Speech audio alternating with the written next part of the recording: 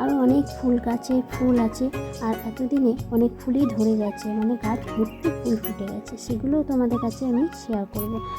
তো দেখো তুই একটা করে গোলাপ ফুলও ফুটছে, আস্তে আস্তে গাছ ভর্তি ফুল হবে। এই শীতের সময়তেই তো ফুলের সমাহার হয়, তাই না?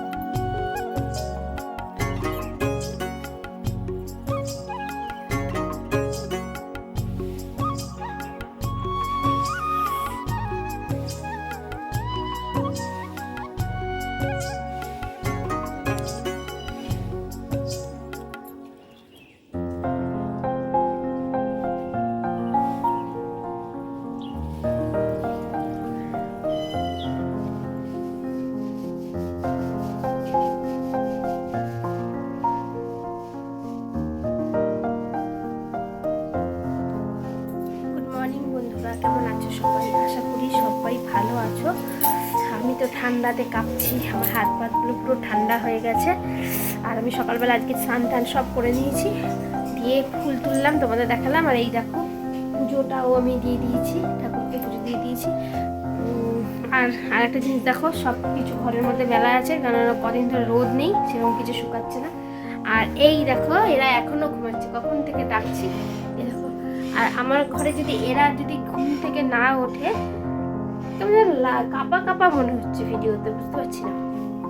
তো এরা যদি না ওঠে, আমি এই যে বিছানাগুলো এইগুলো সব গুছিয়ে রাখতে হয় বিছানার মধ্যে। প্রত্যেকটা দিন বিছানাটাকে এইভাবে গুছিয়ে রাখতে হয়, না উঠলে এরকম সব ছড়ানো থাকে। এখন রান্না বান্না কিছু করিনি, রান্না বান্না করবো। তো চলো সাথে থাকো, ব্লগটা কন্টিনিউ করতে থাকো। এই শীতকালে যে পরিমাণে ঠান্ডা পড়েছে, সকালবেলা যদি গরম গরম একটু চা না খাওয়া হয়, তাহলে এনার্জিটা একদমই ফিরে আসে না।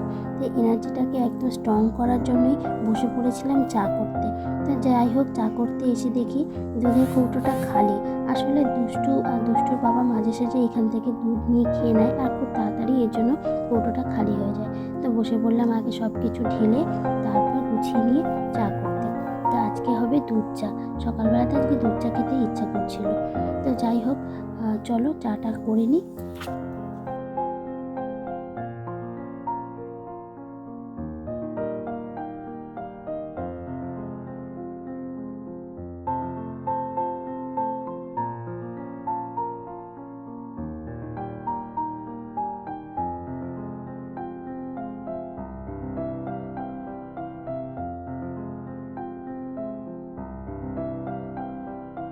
দুজনের জন্য 2 কাপ চা ঢেলে নিয়ে বসে পড়লাম চা খেতে। ওকে ওর চাটা দিয়ে দিয়েছি, দুষ্টুর জন্য দুধ গরম করে দিয়ে দিয়েছি।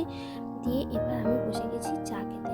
আর তোমাদের প্রথম থেকেই আমি বলে এসেছি একটাই কথা, যে চা খেতে আমার ভালো লাগে হচ্ছে বিস্কিটের জন্য। এই যে আমি যে টোস্ট বিস্কিটগুলো নিয়ে আসি, এগুলো চা দিয়ে খেতেই ভালো লাগে আর কি। আর সেই জন্য আমি এই বিস্কিট খাওয়ার জন্যই আমি চাটা নিয়ে বসি। তো চলো এবার খেয়ে নিচ্ছি চা, তারপর আসবো রান্না বান্না করতে। কী কী রান্না করব সেটাও তোমাদের কাছে আজকে দেখাচ্ছি। তো কেটে নিয়েছি আমি, দেখো ফুলকপি আলু, এটা দিয়ে আজকে মাছের ঝোল করব। আর তার সাথে একটা রেসিপি করব, সেটা হচ্ছে এই যে ফুলকপির যে ডাঁটিগুলো আছে সেগুলোকে ভাজা করব। ফুলকপি রান্নাটা তোমাদেরকে দেখাবো না, ডাঁটিটা ভাজা করাটাই তোমাদের কাছে শেয়ার করব। আর এই ফুলকপি ডাঁটি ভাজাটা আমার খেতে খুব সুন্দর লাগে। তোমরা কারা কারা এই ফুলকপির ডাঁটি ভাজা খাও অবশ্যই কমেন্ট করে আমাকে জানিও। আর যদি না খেয়ে থাকো অবশ্যই একবার একটু করে খেয়ে দেখো, আশা করি তোমাদেরও ভালো লাগবে। লঙ্কা আর একটু সর্ষে ফোড়ন দেব, সর্ষে বা কালো জিরে যে কোনো একটা দিলেই হলো। আর একটু পেঁয়াজ দেব, দিয়ে এটাকে সুন্দর করে ভাজবো, খেতে কিন্তু খুব সুন্দর লাগে। আর এইটা তেলটা গরম হতে দিয়েছি, গরম হয়ে গেলে পরেই আমি এই ফুলকপির ডাঁটি পাতাটা ভাজা করে নেব।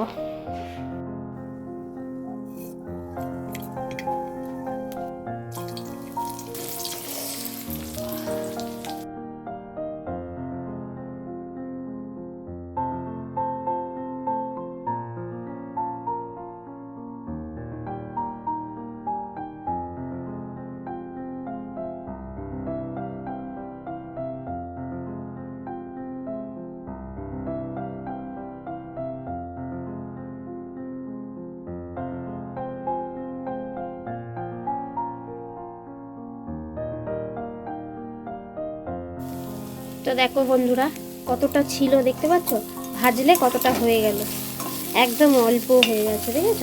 এই দেখো একদম অল্প। চলো এবার এটাকে নাবিয়ে ফেলবো। চলে এসেছি দুপুরবেলাতে সোজা ভাত বাড়তে।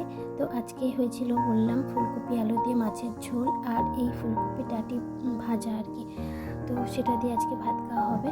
আর চলো দুপুরবেলাটা আমরা আজকে এটাই দিয়ে খেয়ে নেব। খাওয়া দাওয়ার পর ছাদে উঠেছিলাম আবার রোদ পোয়াতে, তো তখন আবার ফুলগুলোকে আবার একটুখানি ভিডিও করে নিচ্ছি, দেখতে বেশ ভালো লাগছিলো। আমি যতবার ছাদে আসি এই গোলাপগুলোর দিকেই তাকিয়ে থাকি, আর গোলাপগুলো না, গাছে যত ফুল আছে সেগুলো ওর দিকে আর কি দেখি। আর চলো বন্ধুরা, দুপুরবেলায় রোদ পোয়ানো হয়ে গেলে তারপর বিকেলে কী করছি সেটাও তোমাদের কাছে শেয়ার করব। আর এই ফুলগুলো আমি কিনে নিয়ে এসেছিলাম, আর ওই লাল গোলাপটা আমি ছোট্ট ডাল থেকে বসিয়েছিলাম, তাতে এখন ফুল ফুটছে। তো কত সুন্দর দেখো এবছরে আমার গাছে ফুল ধরেছে। তোমাদের কাছে সকালবেলাও তো দেখিয়েছি, আবার একটু দেখিয়ে দিলাম। আসলে তোমরা হয়তো বিরক্ত হবে আমি এত বারবার ফুল গাছগুলোকে দেখাই, কিন্তু আমার কিন্তু ভিডিও করতে একদমই বিরক্ত লাগে না। কারণ এই গাছপালা এই সমস্তই তো আমাদের প্রকৃত বন্ধু, তাই না বলো? এই পশু পাখি গাছপালা এগুলো নিয়েই তো আমরা বেঁচে থাকি। চলে এসেছি রাতের বেলাতে, দুষ্টুকে একটু গোলা রুটি করে দেবো, তো তাই জন্য ভাবলাম তোমাদের কাছেও একটুখানি দেখাই আমি কিভাবে গোলা রুটি করি। তো চলো এই দেখো সন্ধ্যাবেলায় চা করেছিলাম, চায়ের বাসনটা এখনও মাজা হয়নি, তো ওইভাবেই রেখে দিয়েছিলাম। আসলে শীতকালে আমি একটু শীত করে, তো সকালবেলা যতটা আমি কাজ করতে পারি, রাত্রিবেলা একদমই আমার ইচ্ছা করে না কোনো কাজ করতে। তো যাই হোক চলো ওগুলো আমি পরে ঠিক মেজে নেবো। আর এদিকে দেখো দুষ্টুর জন্য আমি এখন গোলা রুটি করছি। দুষ্টু গোলা রুটি খেতে খুবই ভালোবাসে, তো এমনি রুটি খেতেও ভালোবাসে। ভাবলাম যে আবার এমনি রুটিতে অনেকটা খাটনি বেড়ে যাবে, তো গোলা রুটি করে দিই, এটাও ভালোবাসে। আসলে তেল দিয়ে ভাজলে সব কিছুই ভালো লাগে, তাই না? তো আজকের ভিডিওটা তোমাদের কাছে যেটা শেয়ার করলাম, সারাদিন কী কী কাজ করলাম তোমাদের কেমন লাগলো কমেন্ট করে জানিও। আর এখন রাত হয়ে গেছে, এই খাওয়া দাওয়ার পর তো ঘুমিয়ে পড়বো, আর তোমাদের কাছ থেকেও আমি বিদায় নেব। আবার আসবো নতুন অন্য কোনো ব্লগের সাথে। ততক্ষণ পর্যন্ত সবাই ভালো থেকো, সুস্থ থেকো, সাবধানে থেকো। বাড়ির প্রত্যেকে নিজেদের খেয়াল রেখো, আর প্রত্যেকটা সদস্যদের মানে আমার পরিবারে যারা সদস্য আছো এবং তাদের পরিবারের যারা পরিবারের সদস্য আছে প্রত্যেকের খেয়াল রেখো। তো চলো দেখো আমার রুটি করা হয়ে গেছে, কত সুন্দর হয়েছে। তো চলো টাটা, গুড নাইট।